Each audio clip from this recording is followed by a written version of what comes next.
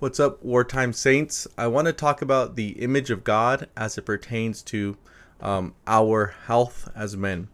I think because we become functionally Gnostic in terms of our physical bodies, we have forgotten that God created us in his image, and part of that image bearing is us in the physical realm, right? God, he is present in the physical realm. God cares about the physical realm to the degree that God will even give us glorified bodies in the new heavens and the new earth, because he's that committed to the physical realm. And I think because we become so over spiritualized in the things of immaterial, which that would be Gnosticism or dualism, we tend to think that the body is of no spiritual value to the Lord, that this body is a throwaway body, and that this body is irrelevant to things like godliness and things like the spiritual war that we find ourselves in.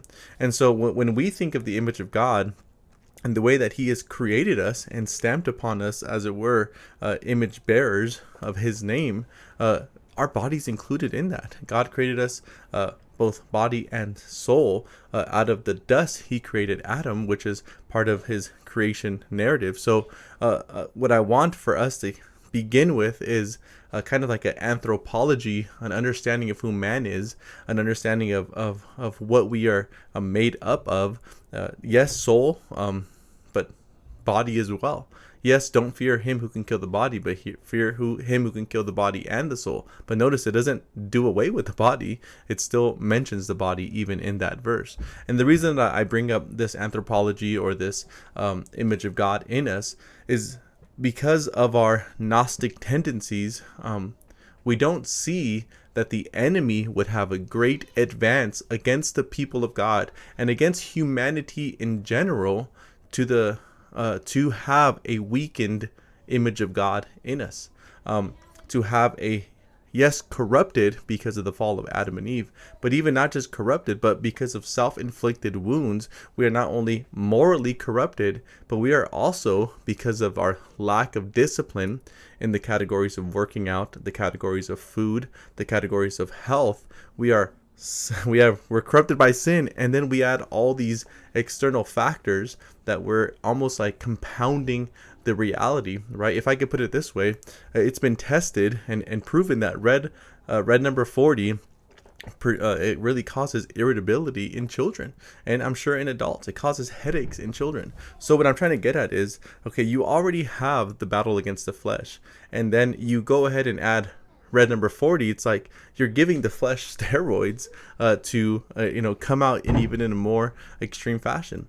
And now the tendency would be to blame red number 40. No, sin comes out of us, right? It's just heightening who we are, and it's exposing who we really are. So what I'm not saying is blame the red 40. What I'm saying is we are adding to the problem. We're compounding the realities when we're not taking into consideration our physical bodies. When you read the Puritans, when you read Spurgeon, they would often talk about, going outside and getting a walk, and how that would often help the melancholy spirit, right?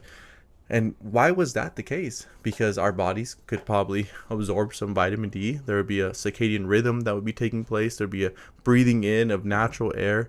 All these things would come into play, because guess what? God is a God of order. God is a God who's involved in his creation. God designed us and our bodies a certain way where we respond to things in a positive way.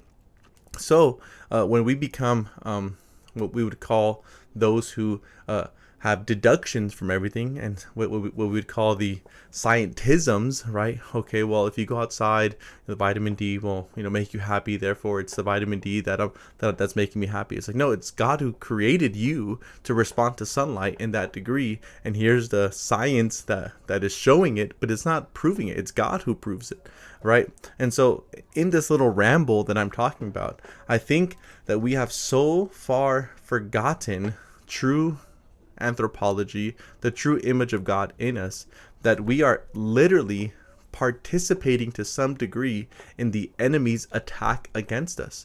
Now, don't take this as a message to say, we should never enjoy ourselves a little bit. We should never have a piece of chocolate. Right? Some of us might never do that, and that's perfectly fine, right? But what I'm trying to get at is, I think we need to be thinking about these things more than we do, more than the current state of evangelicalism does, because we're so disattaching body and soul, but we're not seeing that, it's not so detached. What we put into our body, yes, it matters, right?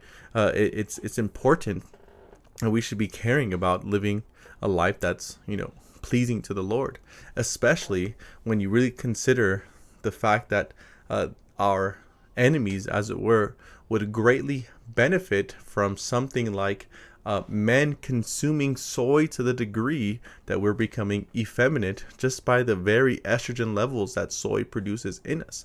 And now some might think that's conspiratorial, but it's not.